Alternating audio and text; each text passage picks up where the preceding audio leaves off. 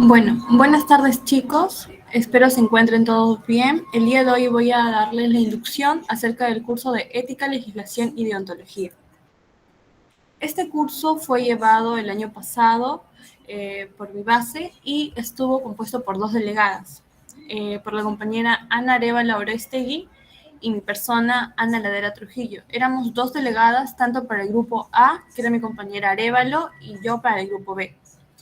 Los grupos se van a separar de acuerdo a apellido y lo vamos a hacer propiamente los delegados, y los grupos va a dar el profesor y nosotros vamos a hacer algunas modificaciones si es que a alguno de los compañeros le chocan los horarios, ya que el profesor va a coordinar con los docentes del laboratorio quiénes van a estar los chicos de su grupo. Como mencioné, el periodo en el que se dictó el curso ha sido en el periodo 2022-2 y esto pertenece al Departamento Académico de Enfermería y es un curso ya de especialidad porque es como un introductorio para hacer el curso de tesis y también para hacer el proyecto de tesis. El jefe de la asignatura era el doctor Walter Edgar Gómez González y el número de créditos del curso fue de 3. Entonces, también, ¿en qué va a consistir el curso? Pues tenemos como sumilla que esta va a ser una asignatura teórica práctica de carácter obligatorio del área de formación de la especialidad, que tiene como propósito desarrollar en el estudiante el razonamiento ético que le permita reconocer los dilemas éticos en una variedad de circunstancias que enfrenta la enfermera en el cuidado de la persona, sobre la base de valores, principios morales y normatividad vigente. Esto va a comprender la legislación en salud y en enfermería, los problemas éticos legales del ejercicio profesional, el código ético y deontológico de enfermería, la ética y deontología profesional, bioética, dilemas éticos en el cuidado de la vida del ser humano, problemas éticos legales en el cuidado a personas con problemas de salud mental, ética y ecología y ética de investigación. Todos estos puntos que están acá también se van a venir a resaltar dentro de lo que es el sílabo, y cada uno de esos puntos es lo que se va a tomar y en el sílabo ya está dividido cómo va a presentarse el curso y con qué se va a empezar. Entonces, como podemos ver, el curso de ética va a tratar principalmente en todo lo que son las normas que tenemos de manera ética y moral, como manera social, como sociedad, pero también lo que respecta a nuestra carrera, a las leyes que respaldan, a las normas, a los códigos que tenemos que cumplir, velar y a la forma en cómo debe de ser nuestra mirada hacia el paciente. Es lo que más va a consistir en el curso y es la esencia de lo que el curso quiere transmitir a los estudiantes. No tanto que nos aprendamos tal vez qué código de ley, cuántas leyes tiene, sino que nosotros podamos reconocer qué leyes vamos a nosotros tener que tener como base o como principio para nuestro actuar en nuestra carrera de enfermería. La metodología del curso es como tal vez en todos los cursos que nos vamos a brindar el material de la clase con anticipación. Va a estar colgada en el aula virtual y también las delegadas lo vamos a pasar por el grupo de WhatsApp que se va a crear, o bueno, que les creen sus delegadas. Aquí el profesor va a pedir bastante participación activa debido a que él va a llamar a cualquier nombre y va a pedir que le diga qué dijo, que repita la pregunta o que le responda la pregunta o que le presente la pantalla o cualquier tipo de intervención. Y si tú intervienes, obviamente el profesor le dice a tal delegada que por favor apunte tu nombre y que te agregue un punto, 2 puntos, 3 puntos. Y ya por interno se coordina con el docente. Acá el profesor normalmente inicia la clase explicando la teoría y luego ya va a dar pase a la delegada para que modere las exposiciones de los grupos. Acá se va a trabajar mucho en la parte teórica, se va a trabajar bastante con la delegada. La delegada va a estar en todas las clases moderando y va a ser como parte de un segundo profesor.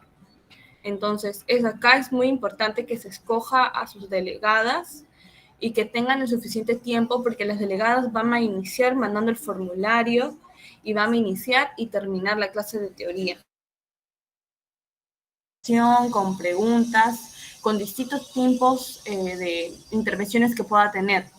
Y cuando el profesor expone la teoría o el PPT, solamente va a dar tiempo para que uno o dos grupos de los 10 que se formen o de los 12 que se formen para que puedan exponer. Sin embargo, el profesor en todas las teorías no va a presentar una PPT, sino que presenta una PPT que abarca todo el tema que quiere ver con normatividad.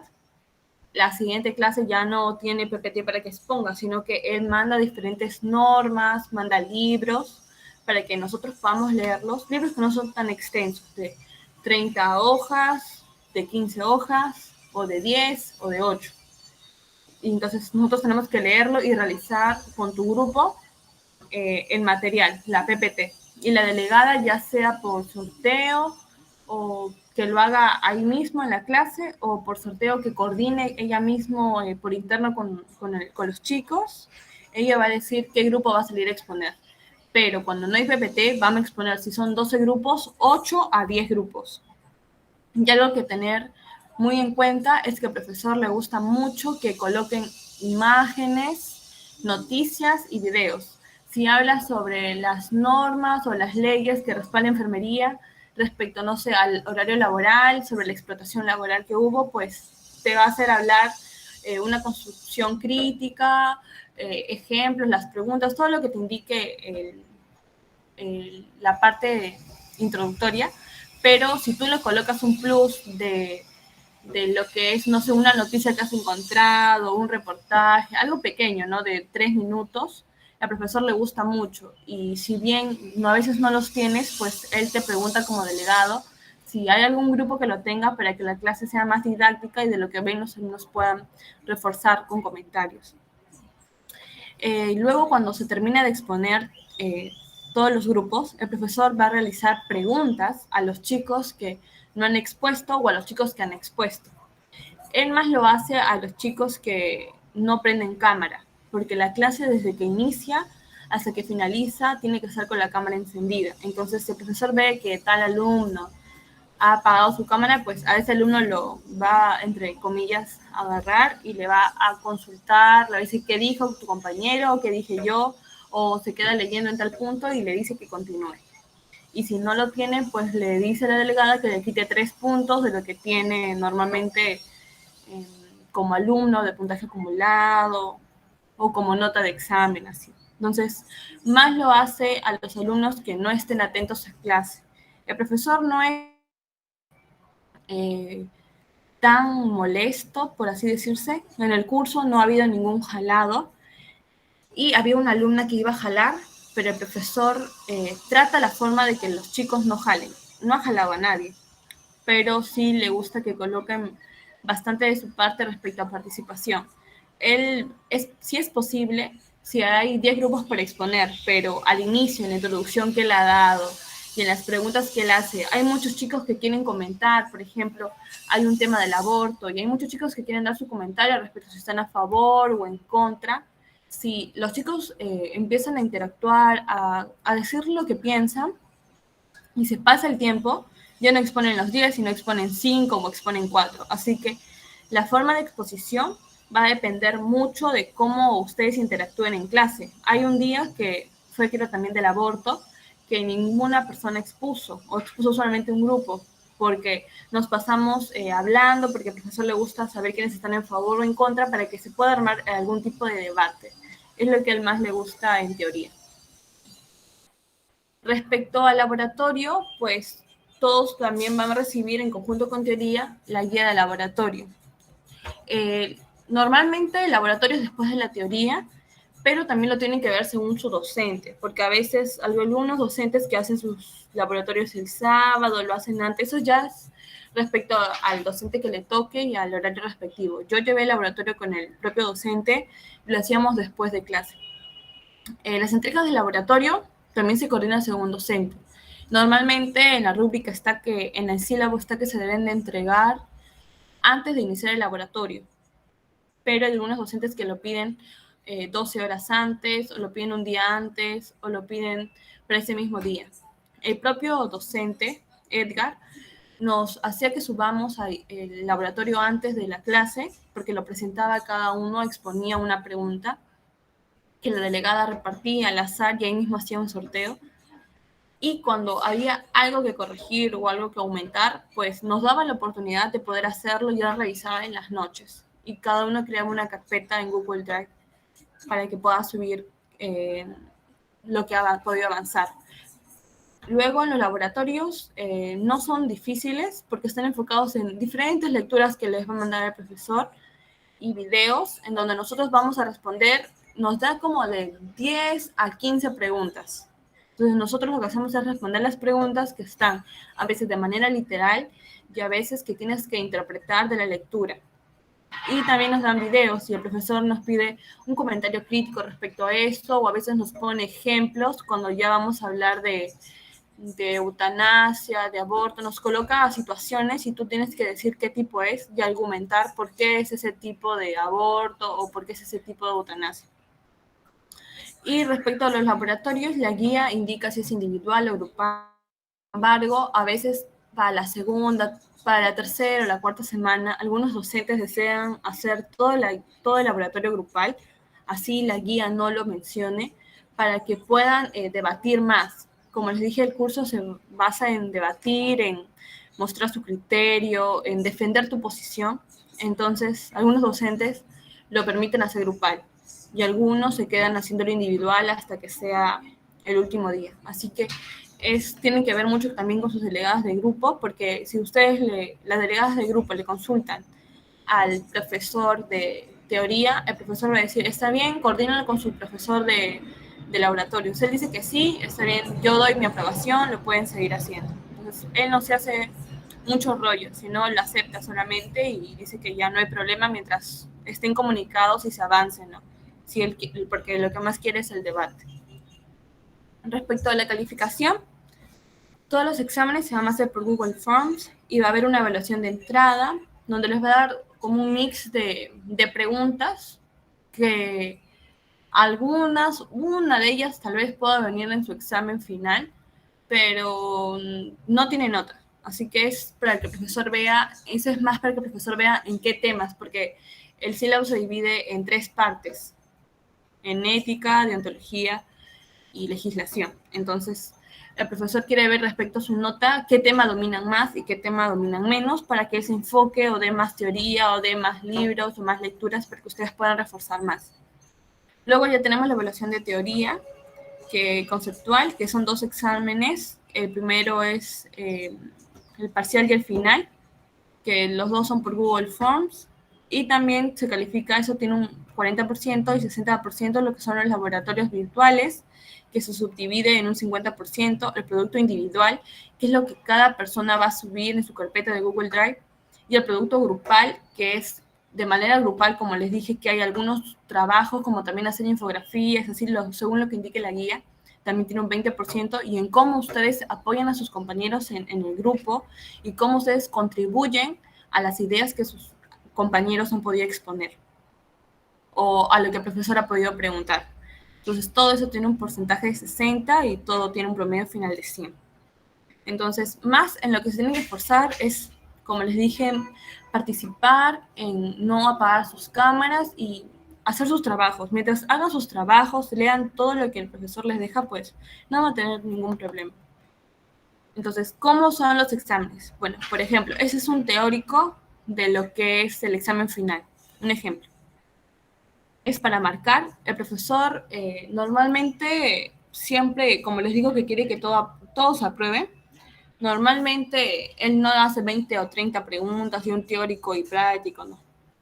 Él hace un examen teórico y dependiendo cómo ustedes han podido contribuir a la teoría, a la clase, cómo se han desenvuelto, hace un examen. Por ejemplo, el parcial tuvo algo de 8 preguntas o 10 preguntas, pero el parcial no fue de esta manera. El parcial tuvo situaciones hipotéticas, en donde te relataban todo un caso y tú marcabas según la opción lo que era. Este teórico final fue más respecto a la teoría que se vio, porque, por ejemplo, dice, no es una fase del método Doer, Entonces, el método DOER, el profesor no te lo explica en teoría. El profesor te dio como 3 guías para que tú puedas leer. Entonces, tú de ahí vas a poder saber cuál no es una fase. O según los criterios de priorización para el ingreso de UCI, tampoco te lo dijo en teoría, pero te mandó como y lo resolviste en el laboratorio, hiciste un tema similar. Entonces, no es que todo lo que venga en teoría, todo lo que te enseña en el PPT te va a venir, porque no es así. Todo va a estar en las lecturas que él te va a mandar, en los libros que te va a mandar a leer, o en los textos, o cosas que puedan realizar en tu laboratorio. Así que no es difícil, porque como les dije, si ustedes desarrollan las preguntas de teoría y de laboratorio, pues el examen se les va a hacer fácil. Y el examen parcial es más fácil que el final, porque el parcial es puros ejemplos casi, puras situaciones, y tú haces eso bastante en laboratorio, entonces es como que rapidito, te da como 45 minutos o 1 hora y tú lo resuelves en 20. No es que esté exagerando, pero era fácil. Y él lo hacía para que no desaprueben y lo más importante era que tú reconozcas las situaciones, no que te aprendas qué significa cada ciclo. ¿Qué recomendaciones se pueden dar? Pues revisar el material con anticipación, los PPTs que se brinden, las guías teóricas, y ahí vamos a estar todos los enlaces de los libros que les va a dar el profesor. Libros, revistas, pero van a ser cortas. Algunos libros sí tienen 160, 170, que no es necesario que se lean todo, solamente al hacer el PPT que van a exponer, pues por ejemplo, son 12 grupos y hay 12 partes del libro. Entonces, cada grupo va a exponer una parte y los 12 van a tener completo el libro. Entonces, con que tú estés atenta a la clase, pues ya vas a reconocer. También hay preguntas y participar en clases, mantener la cámara siempre encendida para que el profesor o en algún momento no te llame y no te sientas tan presionado. Y que si tienes dificultades, le pides a tu delegada, porque esto es muy importante, porque nosotros estábamos llevando niños, y ustedes también seguramente pues lo van a llevar. Entonces, nosotros teníamos clase a las 2, pero teníamos clase en la mañana de niño o se nos juntaba. Entonces, lo que yo hacía era que como la cámara se prendía a las 2 y nosotros y algunos chicos llegaban recién a las 2, no tenían tiempo para almorzar. Yo le pedí al profesor media hora para que por favor podamos prender cámara. Y todos prendíamos 2:30. Pero esto se pudo decir recién porque yo, como era estudiante y también estaba ahí, pues yo le pedí permiso, porque el profesor no sabe. Entonces, si ustedes se callan y no dicen nada, si ustedes no les informan o no le dicen, profesor, mire, está sucediendo esto con los grupos, no pueden prender porque están en rotación, todavía no están en sus casas, todavía no llegan. Entonces el profesor lo va a entender, pero igual tienen que ingresar. Pero 2:30, por ejemplo, todos prendían cámara, ya comidos y ya nadie tenía la cara de estar masticando en clase, porque eso es falta de respeto. Al profesor no le parece. Y si tú le justificas que no debes de prender cámara, ahí sí como que vas a estar en un dilema, ¿no? Porque el profesor te va a decir, pero ¿por qué? Te va a pedir justificar y es algo incómodo. Entonces, mejor es de una vez que tengas en cuenta de que tienes que prender la cámara y no tienes que estar comiendo en clase. Puedes tomar agua, pero no comer. Entonces, si vas a comer, pues dile a tu delegada que vas a llegar un poco tarde tal grupo y que por eso ese grupo va a demorar en prender, o si es todos, pues todos van a aprender a tal hora. Y si un día no puedes ingresar a clase o al laboratorio, que le informes a tu delegada y tu delegada le va a decir al profesor y el profesor va a decir ya no hay problema, que presente eso, que presente el otro. Lo mismo para los feriados, el profesor no se hace problema. Si es feriado, pues él respeta el feriado y para que en la siguiente clase no hagas 2 teorías, pues él te manda a hacer un trabajo de ese día feriado para que lo presentes al día siguiente y te coloca tu nota. Entonces, no se hace mucho problema con eso. Busca soluciones rápidas. Y como se los mencionaba, el curso no es para memorizar cada artículo, sino para que nosotros encontremos la practicidad de ello, ¿no? Reconocer situaciones y ver qué cosa es más válida que otra. Es más para eso. Realizar las tareas a tiempo y revisar el sílabo para que podamos tener tiempo en realizar el ensayo final. El ensayo final es un trabajo que se va a promediar junto con cada uno de tus laboratorios. Vas a tener como 15 laboratorios más. Esos 15 laboratorios se van a promediar junto con tu nota de final y eso también se le va a agregar el ensayo final. El ensayo final tiene un buen porcentaje de nota, que eso se va a explicar ya en el sílabo. Pero es muy importante que cada uno como que con tiempo vaya pensando en su título. El profesor también se decía que le podemos enviar el título para que él lo pueda revisar si está bien o está mal, porque él no te dice qué tema hacer. Te dice que hagas un ensayo de todos los temas que se ha tratado en el curso. Entonces, es bastante. Entonces, para que sea interesante, tú puedes enviarle diferentes tipos o propuestas de títulos y el profesor te va a decir cuál quieres. Pero él no te va a decir envíame o dile a tu delegada tuya. Cuando él te da la oportunidad, tú lo puedes hacer en cualquier momento. Y él no te vas a estar haciendo recordar. Tú lo puedes hacer solamente. Y ya, eso es lo más importante, el ensayo final. Y a veces el profesor daba la oportunidad de que si es muy bueno, le decía que lo podía publicar. Es por ello que les digo que revisen con tiempo el sílabo para que no se les junte, porque el ensayo final se junta cuando ustedes van a dar sus prácticas finales de hospital o de posta y se le va a juntar con los otros exámenes que puedan tener. Entonces, si ustedes revisan con tiempo en qué fecha se va a dar, que es casi para parciales, no va a haber problemas, porque el ensayo se lo va a revisar sus docentes del laboratorio. Y nada más. Eso sería todo, chicos. El consejo final sería que organicemos y planifiquemos nuestras para así mantenernos motivados, porque como el curso es de bastante lectura, pues a veces nos podemos aburrir o perder la hilación, porque podemos decir, ay, qué aburrido, como que ya quiero que se acabe, y cosa que nos pasa con todos los cursos. Pero si nos organizamos, hacemos las cosas en grupo, no es tan pesado.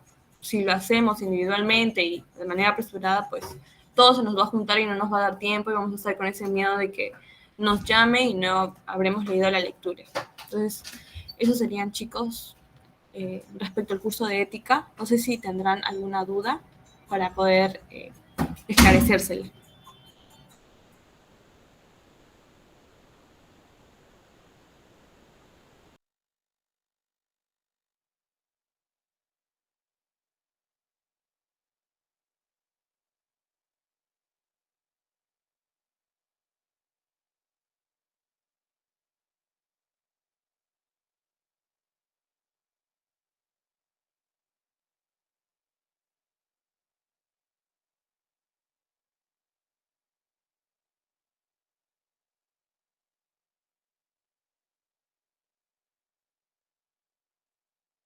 Gracias, chicos. Todo lo mejor de ustedes en su inicio del nuevo ciclo.